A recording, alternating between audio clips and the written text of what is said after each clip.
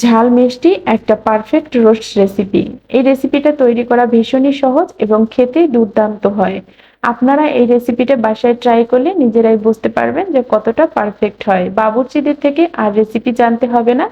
খুব সহজভাবে আজকে তৈরি করে দেখাবো সেরকমই একটা পারফেক্ট রোস্ট রেসিপি। আর এই রেসিপিটা তৈরি করব খুব অল্প মশলায় এবং কোনো প্রকার পানি ইউজ করব না আজকের এই রোস্টের রেসিপিটায়। এখানে আমি মাংসে 1 টেবিল চামচ লবণ দিয়ে দিলাম, আর লবণটা দিয়ে খুব ভালো করে মাংসটার মধ্যে লবণটা যেন খুব ভালোভাবে ঢুকে সেভাবে করেই একটু হাত দিয়ে মেখে নেব। মেখে নেওয়া হয়ে গেলে এগুলোকে আমি ভেজে নেব। আর খুব লো আঁচেই এগুলোকে ভাজতে হবে। বেশি একটা কড়া করে কিন্তু এটা ভাজা যাবে না, হালকা আঁচে এটাকে ভেজে নিতে হবে। তো আমি এখানে রোস্টগুলোকে একটা সাইড প্রায় 30 থেকে 40 সেকেন্ডের মতো ভেজে নেব। যখন ভাজা হয়ে যাবে তখন আমি এটাকে উল্টে দেব। আর চেষ্টা করবেন রোস্ট ভাজার ক্ষেত্রে তেলের পরিমাণটা একটু বেশি দেওয়ার জন্য, কারণ তেলটা বেশি দিলে আর এই তেলের মধ্যেই আমরা রোস্ট রান্নাটা কমপ্লিট করব, আর এই কারণেই কিন্তু রোস্টের স্বাদটা আরো দ্বিগুণ বেড়ে যাবে। এটাও কিন্তু রোস্ট রান্নার একটা টিপস, অবশ্যই আপনারা খেয়াল রাখবেন।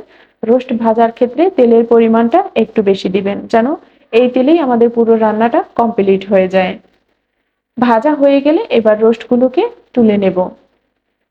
একটু তেলটা ভালো করে ঝরিয়ে রোস্টগুলোকে তুলে নিতে হবে। তো সবগুলো মাংস আমার তোলা হয়ে গেল।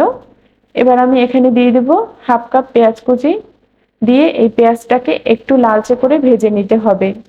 একটু বাদামি কালার করে ভেজে নিলাম। ভাজা হয়ে গেলে এখানে এলাচ দিয়ে দেব আমি 4-5টা এলাচ দিয়ে দিলাম, 3 টুকরা দারচিনি, 2টো লবঙ্গ, সাথে তেজপাতা দিয়ে দেব 3টে একটু কেটে। এবার এগুলোকে একটু ভালো করে তেলের সাথে ভেজে নিলে খুব সুন্দর একটা সুঘ্রাণ ছড়াবে। তখন আমি এখানে আদা বাটা 1 টেবিল চামচ, রসুন বাটা দিয়ে দিলাম 1 টেবিল চামচ। আবারও একটু ভালো করে তেলের সাথে মিশিয়ে নেব, এতে করে আদা রসুনের কাঁচা গন্ধ আর থাকবে না। সাথে কাজু বাদাম বাটা দিয়ে দিলাম 2 টেবিল চামচ। টক দই দেব হাফ কাপ। টক দইটা আমি একটু ফেটিয়ে নিয়েছি। সাথে পরিমাণ মতো লবণ দিয়ে দেব। সাথে 1 কাপ লিকুইড গরুর দুধ দিয়ে দিলাম। এবার এই মশলাটাকে এই দুধের সাথে খুব ভালো করে একটু কষিয়ে নিতে হবে। কষিয়ে নেওয়ার পরে এখানে 3 টেবিল চামচ দিয়ে দেব রোস্ট মশলা। দিয়ে সাথে একটু হালকা লাল মরিচের গুঁড়ো দিয়ে দিলাম। দিয়ে খুব সুন্দর করে এটাকে কষিয়ে নিতে হবে। একদম খুব সুন্দরভাবে কষালে এর কালারটা কিন্তু চেঞ্জ হয়ে যাবে। আর এই রোস্টের মশলাটা কিন্তু আমি খুব সুন্দরভাবে কষিয়ে নেব। আর এই যে তেলটা উপর থেকে ছেড়ে দিয়েছে, যখন এভাবে ছেড়ে দিবে তখন কিন্তু বুঝতে হবে যে আমাদের কষানোটা পারফেক্ট হয়েছে। এ পর্যায়ে আমরা যে রোস্টগুলো ভেজে রেখেছিলাম সেগুলোকে এখানে দিয়ে দেব। খুব সুন্দরভাবে দেওয়া হয়ে গেলে এবার আমরা মিষ্টিটা অ্যাড করব। এজন্য এখানে আমি 2 টেবিল চামচ চিনি দিয়ে দিলাম। আর চিনিতে কিন্তু আপনারা প্রয়োজন অনুযায়ী দিতে পারবেন, কম বেশি করা যাবে। সাথে আমি দিয়ে দেব 4-5টা কাঁচামরিচ, আর কাঁচামরিচটা আমি একটু ফালি করে নিয়েছি, এতে করে খুব সুন্দর একটা ফ্লেভার আসবে। এবার খুব সুন্দর করে সবগুলো উপকরণ মিশিয়ে নিতে হবে, যেন খুব ভালোভাবে মিশে যায় চিনিটাও। তো এভাবে করে যখন মিশানো হয়ে যাবে তখন কিন্তু এখানে আমি আগেই বলেছি কোনো প্রকার পানি ইউজ করব না রান্নায়।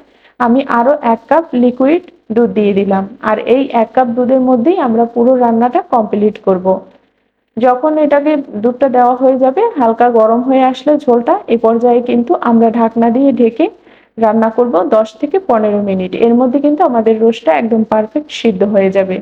ফিরে আসলাম, দেখুন কত সুন্দর হয়েছে রোস্টের কালারটা, এবং এর গ্রেভিটাও কিন্তু খুবই ঘন এবং থিকনেসটা খুবই পারফেক্ট। আপনারা এর ঝোলটা দিয়েই নিমিশেই 1 প্লেট পোলাও কিন্তু শেষ হয়ে যাবে। অবশ্যই এই রেসিপিটি একবার বাসায় ট্রাই করবেন, আর ট্রাই করলে নিজেরাই বুঝতে পারবেন যে কতটা পারফেক্ট হয়। আজকের এই ঝাল মিষ্টি রোস্টটা কিন্তু অসাধারণ হয়েছে।